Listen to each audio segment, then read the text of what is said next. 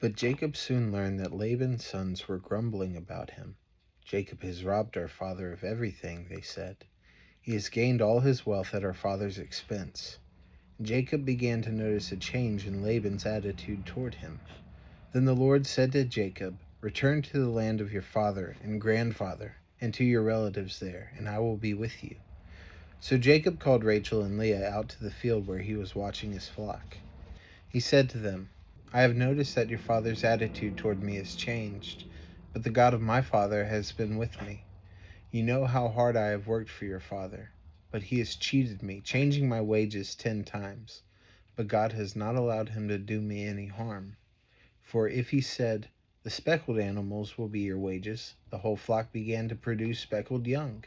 And when he changed his mind and said, 'The striped animals will be your wages,' then the whole flock produced striped young.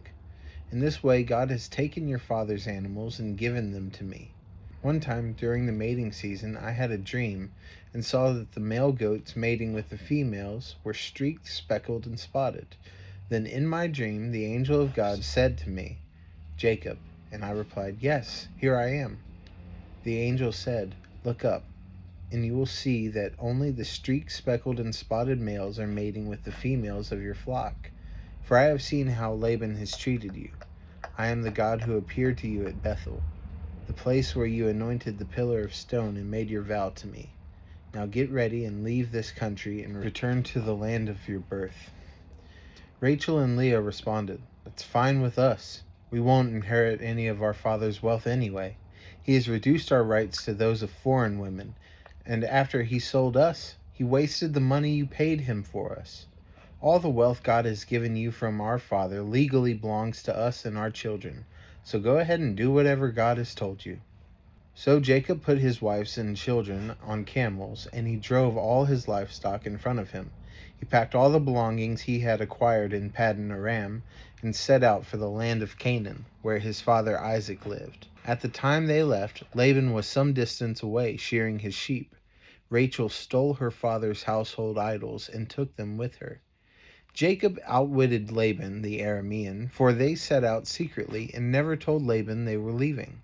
So Jacob took all his possessions with him and crossed the Euphrates River, heading for the hill country of Gilead. 3 days later, Laban was told that Jacob had fled, so he gathered a group of his relatives and set out in hot pursuit. He caught up with Jacob 7 days later in the hill country of Gilead. But the previous night God had appeared to Laban the Aramean in a dream and told him, 'I'm warning you, leave Jacob alone.' Laban caught up with Jacob as he was camped in the hill country of Gilead, and he set up his camp not far from Jacob's. 'What do you mean by deceiving me like this?' Laban demanded. 'How dare you drag my daughters away like prisoners of war? Why did you slip away secretly? Why did you deceive me? And why didn't you say you wanted to leave? I would have given you a farewell feast with singing and music, accompanied by tambourines and harps. Why didn't you let me kiss my daughters and grandchildren and tell them goodbye? You have acted very foolishly. I could destroy you. But the God of your father appeared to me last night and warned me, leave Jacob alone. I can understand your feeling that you must go and your intense longing for your father's home, but why have you stolen my gods?' 'I rushed away because I was afraid,' Jacob answered. 'I thought you would take your daughters from me by force. But as for your gods, see if you can find them, and let the person who has taken them die. And if you find anything else that belongs to you, identify it before all these relatives of ours, and I will give it back.' But Jacob did not know that Rachel had stolen the household idols. Laban first went into Jacob's tent to search there, then into Leah's, and then the tents of the 2 servant wives. But he found nothing. Finally, he went into Rachel's tent, but Rachel had taken the household idols and hidden them in her camel saddle, and now she was sitting on them.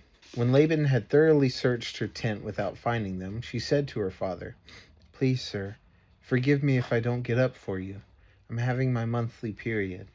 So Laban continued to search, but he could not find the household idols. Then Jacob became very angry, and he challenged Laban. 'What's my crime?' he demanded. 'What have I done wrong to make you chase after me as though I were a criminal? You have rummaged through everything I own. Now show me what you found that belongs to you. Set it out here in front of us before our relatives for all to see. Let them judge between us. For 20 years I have been with you, caring for your flocks. In all that time your sheep and goats never miscarried. In all those years I never used a single ram of yours for food. If any were attacked and killed by wild animals, I never showed you the carcass and asked you to reduce the count of your flock. No, I took the loss myself. You made me pay for every stolen animal, whether it was taken in broad daylight or in the dark of night. I worked for you through the scorching heat of the day and through cold and sleepless nights. Yes, for 20 years I slaved in your house. I worked for 14 years, earning your 2 daughters, and then 6 more years for your flock. And you changed my wages 10 times. In fact, if the God of my father had not been on my side, the God of Abraham and the fearsome God of Isaac, you would have sent me away empty-handed.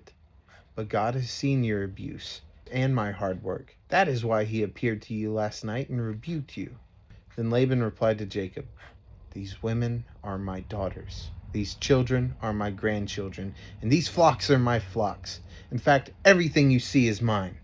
But what can I do now about my daughters and their children? So come, let's make a covenant, you and I, and it will be a witness to our commitment.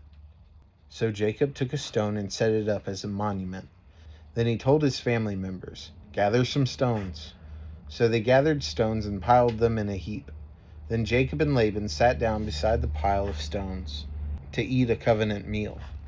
To commemorate the event, Laban called the place Jegar Sahadutha, which means witness pile in Aramaic, and Jacob called it Gilead, which means witness pile in Hebrew.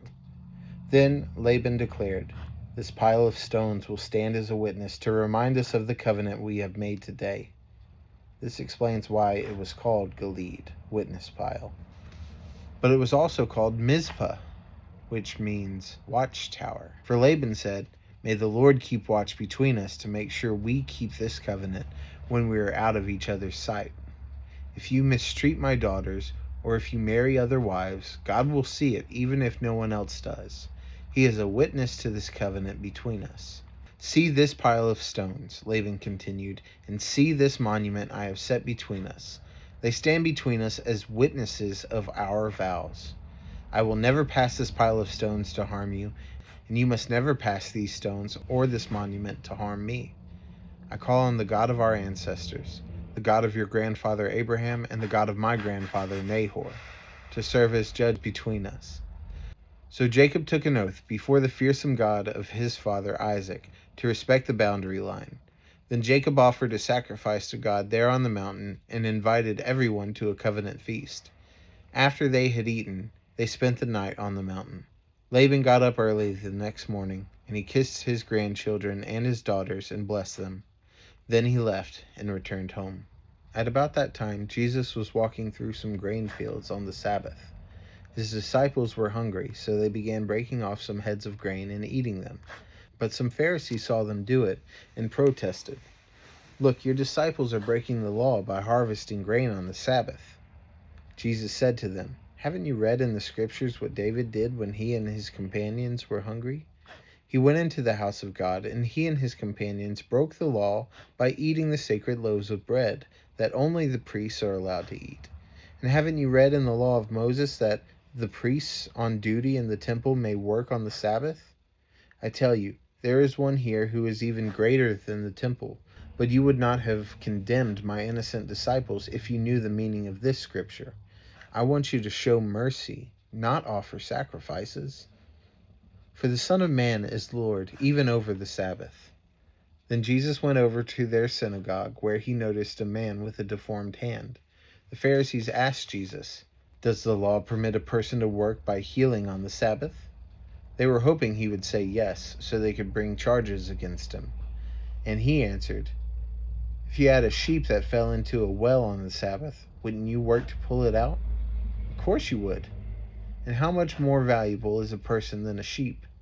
Yes, the law permits a person to do good on the Sabbath. Then he said to the man, hold out your hand. So the man held out his hand, and it was restored, just like the other one. Then the Pharisees called a meeting to plot how to kill Jesus. But Jesus knew what they were planning, so he left that area, and many people followed him.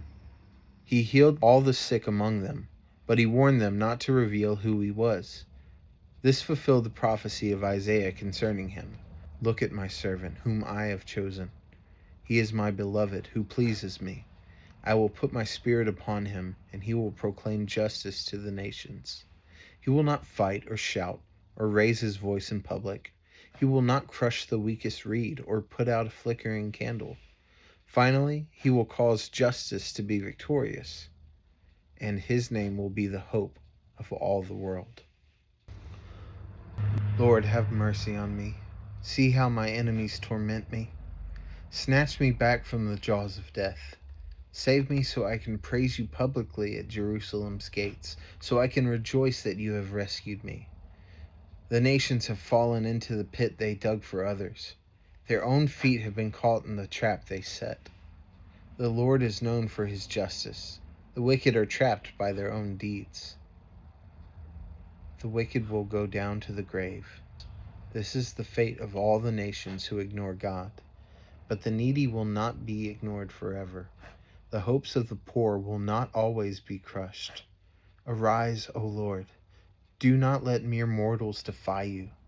Judge the nations. Make them tremble in fear, O Lord. Let the nations know that they are merely human.